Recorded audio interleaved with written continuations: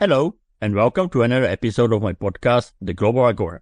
My name is Andrej Matišak, and I work as the Deputy Head of Foreign Desk in Slovak Daily Pravda, which, by the way, means truth, and it's not Russian Pravda. A very different kind of meeting took place between Ukrainian President Volodymyr Zelensky and US President Donald Trump in the Oval Office. It was a stark contrast to their previous encounter at the end of February, which many described as an ambush. What has changed in the past 6 months on both the Ukrainian and American sides? And what do these changes mean for the future of the Russian war, peace negotiations, and the security of Europe?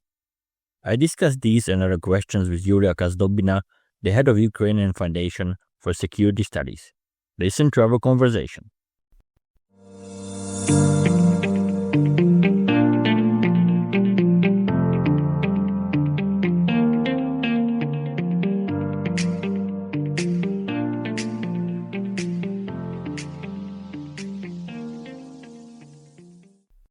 If you enjoy what I do, please support me on Coffee.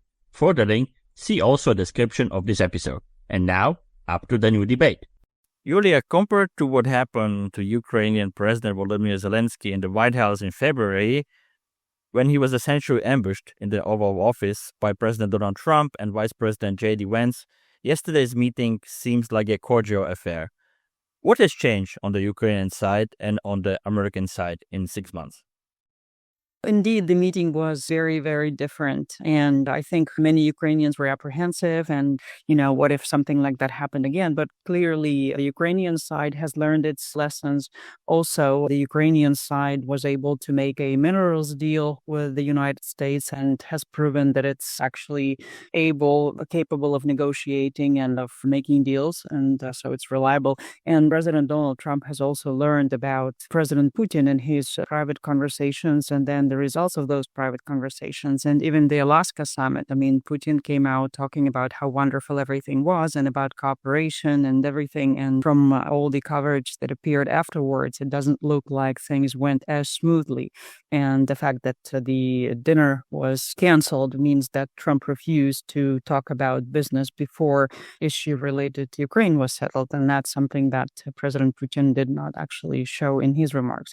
But when it comes to the Ukrainian side, I think what's important is that President Zelensky has learned a lot about President Trump and his ways, and so he definitely showed his gratitude. He definitely was not arguing with President Trump, and he was agreeing that peace needed to be achieved. It needed to be achieved through negotiations. He came to the Oval Office not with pictures that are supposed to elicit emotions, but with very specific ideas and very specific explanations about the situation on the battlefield.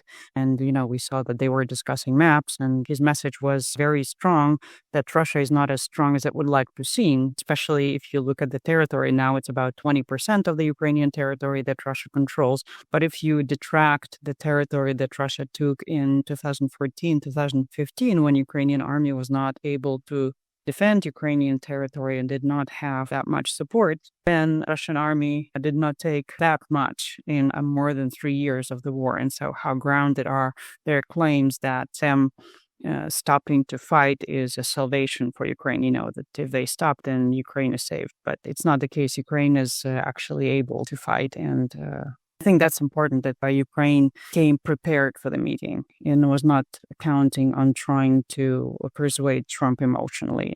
Ukraine was able and willing to talk business, so to speak. And there were also European leaders on Zelensky's Yes, side. I think absolutely. it was important. It was important, and the fact that a lot of homework was done before the meeting, that Ukraine has had consultations with European leaders, and President Zelensky also came to the table saying that we had these consultations and that they're willing to provide security guarantees and that details will be worked out, but previous consultations have been held, and that Ukraine is pretty much coordinating the process. And I think also what is important that Ukraine no longer insists on NATO membership, because that is definitely an irritant to Trump. So Ukraine is not talking about NATO membership as the only possible security guarantee, but it is talking about security guarantees. And I think it's obvious to everybody, including Trump, who mentioned that in case a peace deal is made, a repeat aggression against Ukraine needs to be prevented. So he understands the situation. I wanted to ask you about the NATO issue because before meeting with President Zelensky and European leaders, Trump wrote on his social media that he ruled out the possibility of Ukraine regaining Crimea and joining NATO. He was once again somehow putting pressure on Zelensky while putting very little pressure on Putin, at least publicly. But what can we say about these statements by Trump on NATO and Crimea after the White House debates? Will this be something that Ukraine will have to accept? I don't think Ukraine will ever accept Crimea. I mean, NATO membership, that can be replaced with alternative security arrangements, and I think that's being worked on. When it comes to Crimea, first and foremost is the issue of borders and redrawing borders by force. And that's a red line not only for Ukraine, but also for Ukrainian European partners. And they have been pretty explicit about it. Also, if Russia keeps Crimea, then Russia poses a threat to Ukraine because that's a bridgehead that was used to attack Ukraine from the south. And if Russia keeps it, that threat remains. And also Ukrainian shipping lanes remain under threat if Russia is in Crimea. And also Russia is much closer to the European NATO members. And so that's a threat to NATO as well. So it's not only the issue of Ukraine being willing or not willing to accept Crimea, like ceding Crimea to Russia legally, but it's an issue of security generally. So from what I understand, Ukraine may accept the continuation of the current state because everybody understands that most likely Ukraine definitely does not have enough strength to reconquer Crimea. And none of the European or other Western countries are willing to get involved in attacking Russia, right? So they're willing to help Ukraine defend against Russian attacks. So, but definitely not agreeing to that legally, but accepting the fact that, well, Crimea will remain occupied for the time being. Unfortunately, it really seems that at this point, Ukraine is not able to liberate most of the territories, and especially Crimea. Also, the territory is occupied by Russia. On the other hand, and you mentioned that, NATO Secretary General Mark Rutte said that there was no discussion in the White House about redrawing Ukrainian borders, so I think this is somehow positive. But from your perspective, can President Zelensky potentially negotiate with Vladimir Putin about territories? Well, he will definitely negotiate, but I think Putin's willingness to accept reasonable conditions will depend on how much pressure is put on him. And you mentioned that President Trump is not willing to put pressure on him publicly, right? So in his statements, but if we look, and he did postpone imposing sanctions, tariffs on China for buying Russian oil and also imposing additional sanctions on Russia. But he did not remove sanctions on India, right? So those are going to kick in for buying Russian oil. Also, Ukraine has been hitting Russian energy infrastructure recently and pretty successfully. And we're seeing some even petrol shortages in Russia. And also something happened to the Druzhba pipeline, right? And we have not seen any condemnation from the United States. So although they are not publicly willing to call Putin an aggressor, so there's not so many symbolic things, but when it comes to practical things, and also the US is willing to sell weapons to Ukraine, right? Something that Ukraine needs to continue defending and to continue fighting. So he's kind of playing this game, okay, we're giving you the benefit of the doubt, but if you're not willing to agree, then we're going to increase the pressure. If not in word, then in deed. And that's the way it looks to me. And also, President Trump agreed to participate in these discussions about providing security guarantees to Ukraine, something that they have flatly refused to do previously. But frankly speaking, and we unfortunately saw this in the past, that Putin is able to manipulate Trump.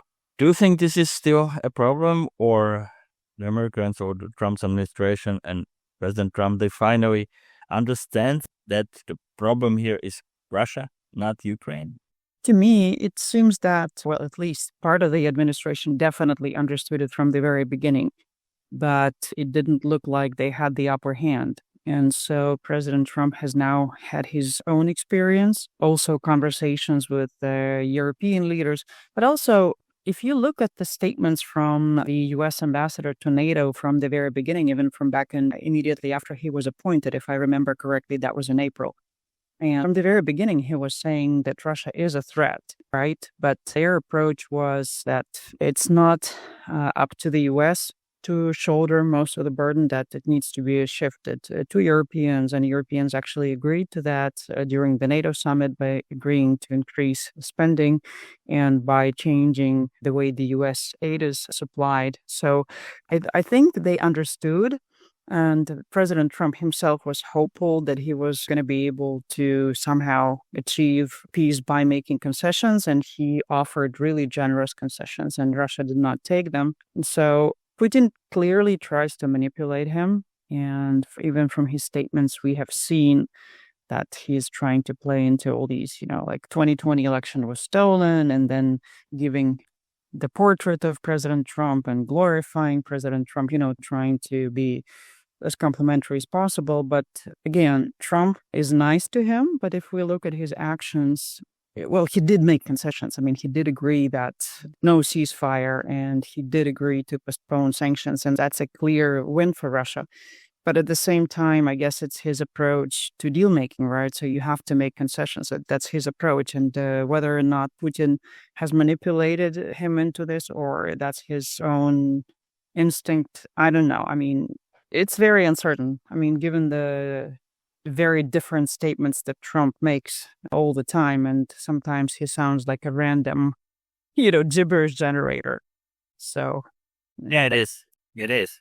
if I may, just one note, if we're talking about peace through strength, then strength needs to be built up first. And if we look at the situation in the NATO countries, the terrible aggressive NATO bloc, they're not ready for confrontation with Russia, and they have admitted it. And so for peace through strength, you need to build up strength. And a lot of what is being done is now aimed at building up that strength. I guess maybe, like this saying that diplomacy is the art of saying a nice doggy before you can find a stick. So it looks like Europe and the US are looking for a stick. We have been talking about territories, but of course, this is not just about the land. I think it is, first of all, about people living there. Should there be negotiations about how to secure the rights of Ukrainians who are living under the Russian occupation, even though this occupation will hopefully be temporary? It's probably the most difficult question, because we know what Russians do to Ukrainians in the occupied territories, and we know that Ukrainians under the Russian control experience, I mean, people use the word genocide, but it's definitely linguicide, it's definitely ethnocide, because they're being sort of converted from being Ukrainian into being Russian, and that's not done voluntarily. It's done with the use of government apparatus and torture if necessary. I mean, but the biggest issue here is, okay, you can negotiate it, but how do you make Russia keep its word? They're totally under the Russian control, and if they are forced to stay in the occupied territories, there are many reasons why people decide to stay in the occupied territory beside being loyal to Russia. I mean, older relatives, no place to live in Ukraine. I mean, and Ukraine with the war is experiencing economic difficulties, so the government cannot really provide that much help to people who are being evacuated, or people could be old, or they could have really old relatives. And I mean, lots of humanitarian reasons to stay in the occupied territory. But there is no way you can make sure Russia will keep its side of the agreement if some sort of an agreement on the rights of Ukrainians is reached. So let's talk more about the negotiation and potential negotiations. Do you think we'll see Zelensky-Putin and Zelensky-Putin-Trump meeting soon? And what role should Europeans and the coalition of willing play? So far, it seems that there will be the meetings, because Putin himself suggested in a phone call with Trump that first he meets Zelensky personally, and then a meeting with Trump and Zelensky takes place. I think one of the questions is, where is it going to take place? Any guess? I don't know. I mean, it definitely shouldn't be Europe, right? Because if Putin is under sanctions, we should not be, letting him do the same thing that he did with the United States and red carpet and all that. It shouldn't happen again. I mean, he should be treated as a war criminal than what he is. But we do have to talk to him if we want to end the war. Europeans definitely should provide a strong, unified position on what's not acceptable, what the red lines are, and they should be ready to defend those red lines. I mean, I understand that for Europeans, that's still a controversial idea in many ways, that you draw a red line and you say, if you dare cross it, we're going to fight back. But that's the only way to deal with Russia. And I think that's the role Europeans should play. They should not be threatening Russia or anything like that, but they should be clear that this is the red line and we're going to retaliate if you cross it. I want to talk a bit about the security guarantees. If NATO members is at this moment off the table, what security guarantees should Ukraine prefer? And how do you assess the discussion about Article 5 level security guarantees? What could it mean?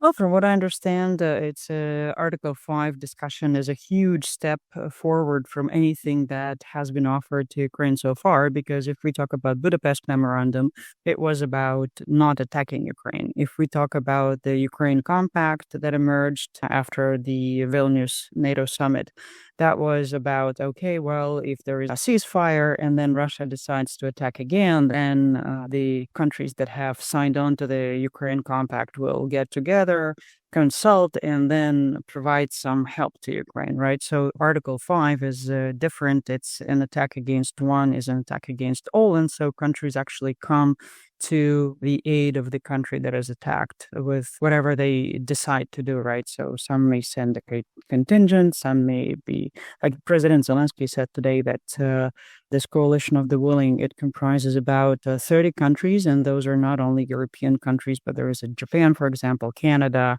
right? Australia. So, and they all have different capabilities and also different constitutions. So, for example, some countries constitutionally are not able to send their contingents, but they are able to provide some financial support. And so I think, again, as was said, that the details will be worked out in the near future, but definitely there has to be a contingent, and definitely there has to be a very strong message to Russia that if you decide to attack again, then you're going to face not only Ukraine alone with the Western weapons, but also actually strength of I don't want to use the word alliance, right? Because alliance is something stronger than what is being negotiated, but okay, a coalition that should be able to deter further aggression. But the details need to be worked out. So who can contribute what, and what resources are available?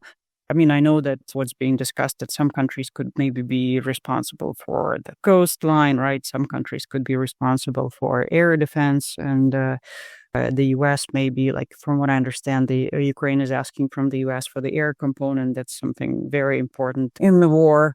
So, but the details are not public yet.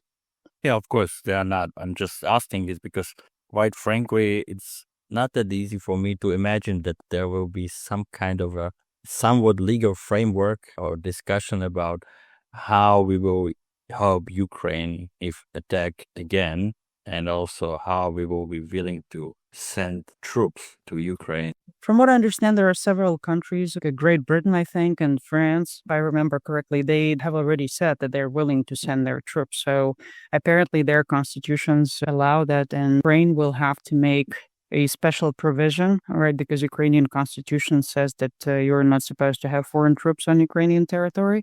And every time when there is a military exercise like Sea Breeze or something, Ukrainian parliament had to vote to let foreign troops come onto the Ukrainian territory. So I think we're going to have to do something like that as well. But I'm sure all these details will have to be worked out. And it looks like Ukrainian side has really understood that it needs to work on all these things, like all these bureaucratic and legal and all these issues. What about Russia? They are definitely opposing any presence of foreign troops, except of their troops in Ukrainian territory. Well, it's Ukrainian territory. I'm sorry. Like, why do they get to decide? It's Ukrainian territory. One thing. And also, I mean, I think what's being done to Russia, like when the President Trump says that Putin wants peace, and Mr. Witkoff coming out of negotiations with Putin and saying that Putin has agreed to security guarantees to Ukraine. Once this message is broadcast very loudly, if you're Putin, it's very, very difficult for you to say, no, I don't agree, and look like a victim, not an aggressor. And his entire story in this war is that Russia is a victim somehow, right? Their main claim was that Ukraine shouldn't join NATO, that NATO enlargement is the problem. So Trump said 100% no, this is not happening. So the main cause of the war is not there anymore. Okay, now let's sit down and make peace. And if Russia continues saying no, then it's clear who the aggressor is. Do you expect perhaps even Americans as a part of discuss security guarantees? I mean, are American soldiers sending at least some kind of presence of Americans in Ukraine? Well, President Trump, when he was asked about it, he did not rule it out. He didn't say yes, he didn't say no, but he didn't rule it out. Just to add that after the original recording, Trump said that he won't send ground troops to Ukraine.